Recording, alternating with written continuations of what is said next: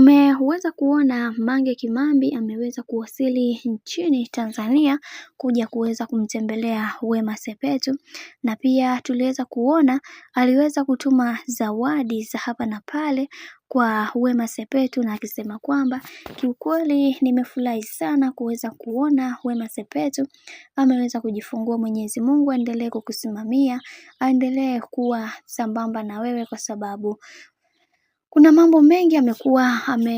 mambo mengi ambayo Mwenyezi Mungu amekuwa akikuepusha nayo katika maisha yako, hivi hutakiwi kuweza kukata tamaa wala kuvunjika moyo. Tunaamini katika kila hatua ya maisha ambayo watu wanapiga ni mipango ya Mwenyezi Mungu, hivyo kila linalotokea ni kumshukuru Mungu, kwa sababu kila mtu anaamini Mungu ndo kila kitu katika hii dunia, hivyo ya kupaswa kuweza kusimama imara na kuhakikisha kila kitu kinakuwa katika misingi na mikakati iliyo bora. Achana na zile tetesi ambazo zimekuwa zikizushwa kwenye mitandao ya kijamii, au mimi pia nimekuwa nikiongea hivyo, kwa sababu mimi ni binadamu, pia nina mapungufu na nina madhaifu yangu, hivyo nachukua nafasi hii ya kuweza kukiri na kuzungumza kila kitu ambacho kilichoweza kutokea katika maisha.